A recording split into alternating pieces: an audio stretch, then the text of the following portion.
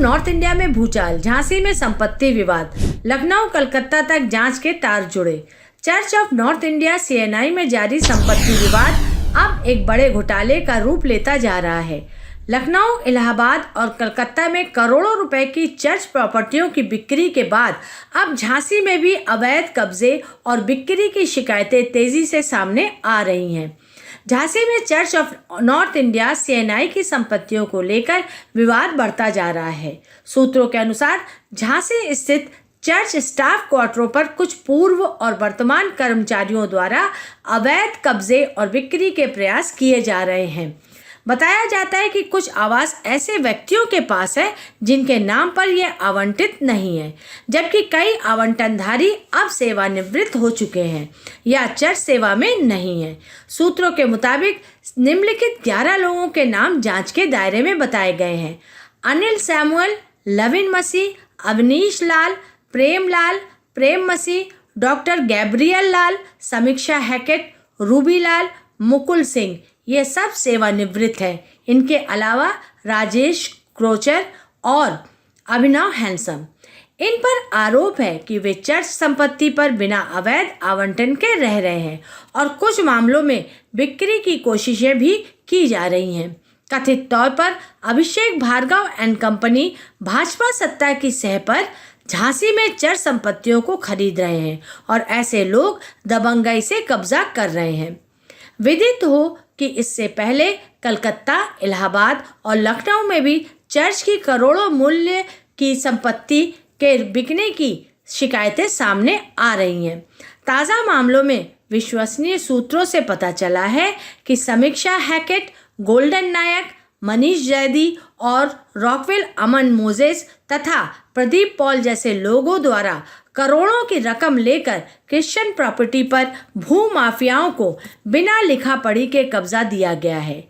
इनको सत्ता का संरक्षण प्राप्त है और शायद CNI के मॉडरेटर, बिशप, अन्य पदाधिकारी व दलाल भी मौन सहयोगी बने हुए हैं। सूत्रों के अनुसार लखनऊ प्रकरण में मॉडरेटर नायक बुरी तरह जनरल सेक्रेटरी अजीत कुमार द्वारा रचे गए जाल में फंस गए हैं।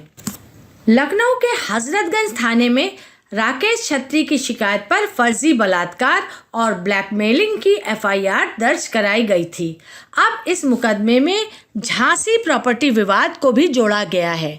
शासन ने दोनों जिलों झांसी और लखनऊ की रिपोर्ट तलब कर ली है और संभावना है कि मामला STF विशेष कार्यबल को सौंपा जाएगा। सूत्रों के अनुसार वही STF विंग जांच कर रही है जिसने पीटर बलदेव की बेटी पारुल सोलोमन की गिरफ्तारी की थी। अजीत कुमार और PC सिंह के करीबी सुरेश जैकब एंड कंपनी की भूमिका भी जांच के घेरे में है।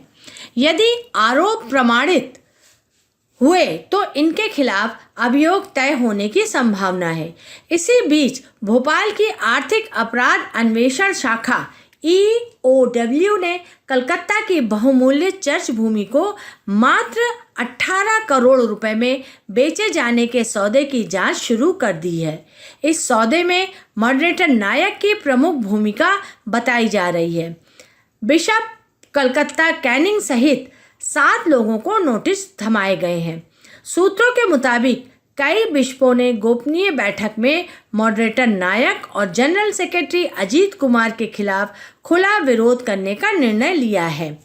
आरोप है कि नामांकन समिति में संविधान के विपरीत निर्णय लिए गए और कई बिशपों के साथ दुर्व्यवहार हुआ। जॉन अगस्टीन ने अजीत कुमार, नील अलेक्जेंडर और मॉडरेटर नायक के खिलाफ नई FIR दर्ज कराने की तहरीर दी है, जिसमें कॉल रिकॉर्डिंग्स और अन्य साक्ष्य पुलिस को सौंपे गए हैं। वहीं विरोधी गुट अब भी जनरल सेक्रेटरी अजीत कुमार और सुरेश जैकब की भागीदारी मानने को तैयार नहीं है। स्थानीय चर्च सदस्यों और नागरिक संगठनों ने आरोप लगाया है कि प्रशासनिक एवं राजनीतिक संरक्षण के चलते चर्च की संपत्तियों की खरीद फरोख्त लगातार बढ़ रही है। कई लोगों ने CNI प्रशासन के इस पर सख्त कार्रवाई और संपत्तियों की पुनः जांच की मांग की है। विशेषज्ञों का मानना है कि चर्च ऑफ नॉर्थ इंडिया से जुड़ा यह विवाद आने वाले दिनों में न केवल धार्मिक संस्थाओं के बीच दरारें पैदा कर सकता है बल्कि राजनीतिक भूचाल का रूप भी ले सकता है। मुंबई से शामी एम इरफान की रिपोर्ट, जनतपिश न्यूज़, लखनऊ।